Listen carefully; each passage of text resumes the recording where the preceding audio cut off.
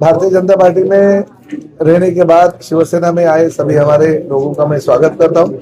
आप सभी लोगों का धन्यवाद देता हूँ, आप आए।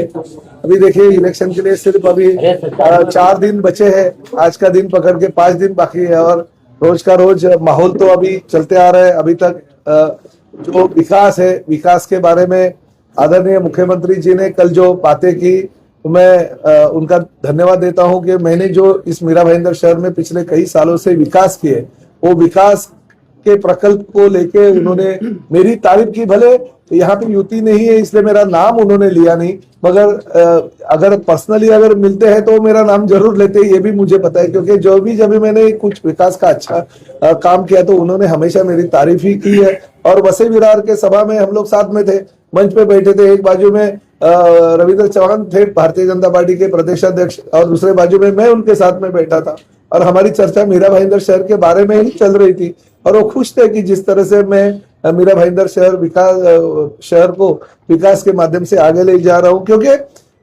वो सभा के बाद में जब गाड़ी में नरेंद्र मेहता जी बैठे तो नरेंद्र मेहता ने उनको सही जानकारी दी नहीं, क्योंकि उनको शायद पता नहीं था। क्योंकि मुख्यमंत्री तो राज्य में घूमते रहते, उनको पता भी हर शहर में छोटी छोटी बातों का पता नहीं रहते। बड़े जो प्रकल्प है वो तो उनके दिमाग से ही ले आते हैं, मगर उसमें से उत्तन का डंपिंग ग्राउंड और कचरे का प्रकल्प है। मुख्यमंत्री के तौर पे एकनाथ शिंदे जी जब थे तभी उन्होंने 100 करोड़ रुपया वो प्रकल्प के लिए दिए थे, जिसकी वजह से 6 प्रकल्प शहर में शुरू हो गए। और बायोमाइनिंग का प्रकल्प है वो भी शुरुआत हो गया। तो डंपिंग का जो मेन कचरे का बहुत ही बड़ा मसला था वो थोड़ा धीरे धीरे कम होते जा रहा है और आने वाले 1-1.5 साल में पूरा ही बंद हो जाएगा।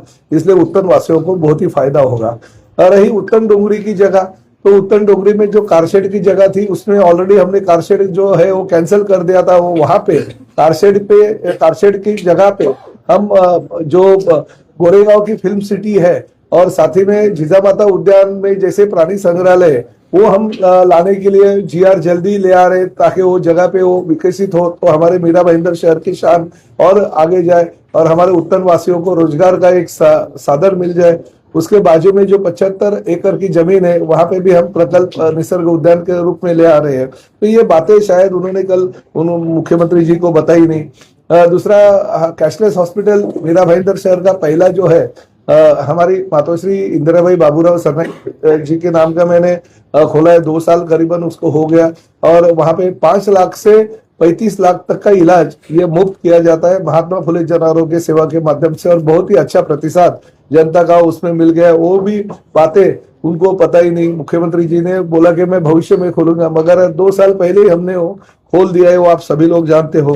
कोस्टल रोड में ये बात है कि जब भी हमारी सरकार थी और भारतीय जनता पार्टी सत्ता में नहीं थी, उस वक्त मुंबई महानगर पालिका ने 3000 करोड़ रुपए खर्चा करके निविदा प्रक्रिया दिलाई थी। L&T कंपनी को काम दे दिया था, वर्क ऑर्डर भी दिया था हमारे ही कार्यकाल में। और दहिसर और भाईंदर कोस्टल रोड का काम भी शुरुआत हमने उस वक्त किया था। ये बातें भी नरेंद्र मेहता ने मुख्यमंत्री जी को बताया नहीं। मेट्रो और पानी के लिए आपको भी पता है कि मेट्रो तो हमारी पिछले साल ही आना चाहिए, 1 साल लेट हो गई। सिर्फ 7-Eleven कंपनी की जगह उन्होंने दी नहीं और रुकाया, इसलिए वो मेट्रो शहर में लोगों को आ नहीं पाई। मगर इसी महीने में 16 तारीख के बाद में कभी भी मुख्यमंत्री और उप मुख्यमंत्री अगर वक्त दे देंगे तो मैं उसका लोकार्पण करूंगा, क्योंकि वो पूरी की पूरी उसकी सुरक्षा जांच वगैरह पूरी हो गई है। और पानी का मसला आपको भी पता है, 2 साल पहले काम पूरा होना चाहिए था, मगर चाइना में जो वाटर टैंक बन रहे हैं वो काम उन्होंने रुका दिया, इसलिए वो 2 साल पानी की योजना हमारी आगे गई। मगर फिर भी यही साल में वो लोकार्पण भी हम करेंगे 218 MLD पानी का, और लोगों को 24 घंटा पानी 365 दिन हम देंगे। भवन के बारे में आपको पता है कि भवन निर्माता करके प्रताप सरनाईक की हमेशा अवहेलना की कि ये क्या प्राइवेट जगह जो संस्था है उनको ये जमीन है और भवन दे रहे, ये कॉरपोरेशन की मालकी है, ये सरकार की जिम्मेदारी है, ऐसा बोलते हुए उन्होंने उत्तर भारतीय भवन को विरोध किया। मगर हमने 38 करोड़ रुपए लाके वो काम भी शुरुआत कर दिया, जो पिछले कई सालों से उत्तर भारतीय भवन के लिए लड़ रहे थे लोग मीरा भाईंदर के शहर के, तो वो काम हो गया। बंगाली समाज भवन रेडी हो गया, लोकार्पण हो गया। मिथिली समाज भवन रेडी हो गया, लोकार्पण हो गया। उसी के साथ महाराणा प्रताप भवन तैयार हो गया, बंगाली भवन जो है तैयार हो गया। साउथ इंडियन लोगों के लिए भवन है वो रेडी हो गया। साथ ही में हमारे सरदार वल्लभ भाई पटेल भवन रेडी हो गया, उसका भी लोकार्पण हो गया। हमारा वारकरी भवन रेडी हो गया, उसका भी लोकार्पण हो गया। ये तो चाहते हैं कि मैं सत्ता में आऊं तो ये सब भवन उनके जो क्या बोलते हैं, अभी दीपाली ताई ने बोला, और लुच्चे लफंगे जो उनके चारों बाजू में फैले हुए उनको दे दूं, ताकि उनके माध्यम से वो आमदनी खुद की बढ़ा सके। जैसे उन्होंने वो हमारा ग्रंथ मोताराम का जो मीरा भाईंदर शहर का बच्चा है, वो उसकी हत्या हो गई थी। हत्या ही मैं कहूंगा, क्योंकि वो अगर गलती ठेकेदार की वजह से अगर उसकी मृत्यु हो गई तो वो हत्या ही है। तो उसके पिताजी ने तो 5 लाख रुपए जो है मुआवजा लिया भी नहीं कॉर्पोरेशन का, मगर उसका जो ठेकेदार है वो ठेकेदार को दूसरा वो प्रियंका नाम की एक उम्मीदवार है उसको टिकट दिया, वो मधुसूदन पुरोहित जो ठेकेदार है उसको टिकट दिया गया। तो ऐसी काम उन्होंने की है, मगर भवन के लिए भी गलत मालूमात लोगों को आदरणीय मुख्यमंत्री जी को उन्होंने दी। क्लस्टर योजना के बारे में आपको बताया कि 12 दिसंबर 2025 में क्लस्टर योजना में से मिनी क्लस्टर की योजना हमने ली, ताकि 2500 मीटर तक की अगर जमीनें मिल जाए तो उधर क्लस्टर के सभी जो फायदे हैं उन मिनी क्लस्टर के लोगों को मिलने वाले हैं। धोखादायक जो इमारतें हैं उनके बारे में भी उन्होंने बोला था, मगर धोखादायक इमारतें का भी 84 के पहले की इमारतों का GR जो है वो हमने 5 दिसंबर को ही निकाला। उसके बारे में शायद उनको पता नहीं रहेगा, क्योंकि नगर विकास डिपार्टमेंट जो है एकनाथ शिंदे साहब के पास है, और नरेंद्र मेहता को पता ही नहीं कि मैं ये काम कर रहा हूँ। क्योंकि शहर के विकास के लिए अगर ये काम मैं करता हूँ, मगर मुख्यमंत्री जी को मैं धन्यवाद देता हूँ कि मैंने जो विकास के प्रकल्प किए शहर में, उसको उन्होंने तारीफ की। भले मेरा नाम नहीं ले पाए क्योंकि वो भारतीय जनता पार्टी की वो सभा थी, मगर फिर भी मुख्यमंत्री जी का धन्यवाद देना चाहिए, क्योंकि वो राज्य के मुख्यमंत्री है।